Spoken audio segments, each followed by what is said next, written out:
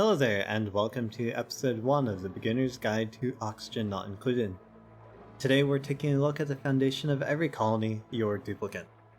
In this episode, we're going to cover duplicant attributes, traits, the stress and morale system, and their daily resource requirements.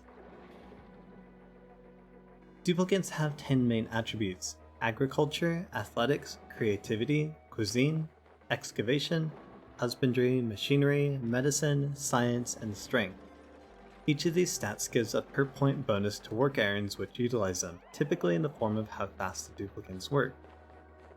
Strength and ranching are notable exceptions, with strength giving 40 kills of carrying capacity per point, and ranching increasing the critter's groomed buff duration by 10% per point.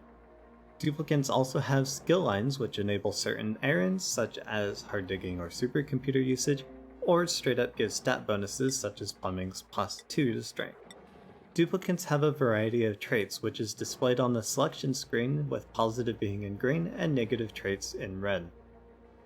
Positive traits give buffs or reduce resource consumption such as diver's lungs or quick learning.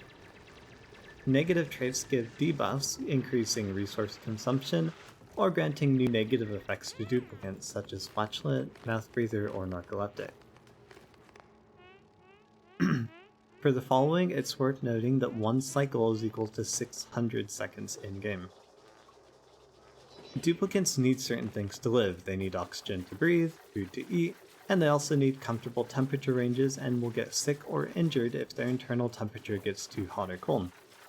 For their daily needs, duplicants need 1000 kcals per cycle, 100 grams a second of oxygen or 60 kilos of oxygen per cycle, 2 bars of rest, which is to recover their 70% stamina loss per cycle.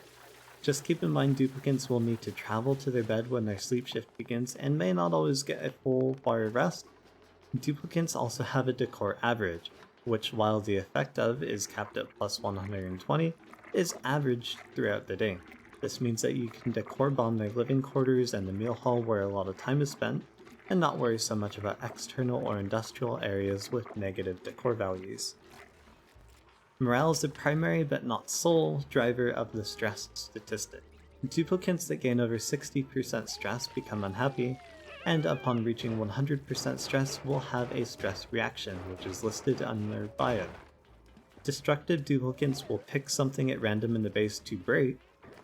The vomiter duplicants will vomit polluted water all over the floor. Ugly crier duplicants will inflict a heavy decor debuff on the area that they're in. And binge eater duplicants will go and eat all the food that they can get their hands on. Having +2 morale over the assigned skill point requirement gives duplicants a 20% stress relief per cycle, while insufficient morale gives a penalty.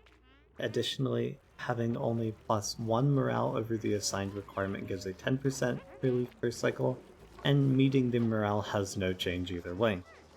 An additional way to relieve stress for a duplicant is to have a massage table, but these can kind of be a bit of a trap because the duplicants spend time on the massage table and not potentially fixing whatever problem might be causing them to reach their stress limit.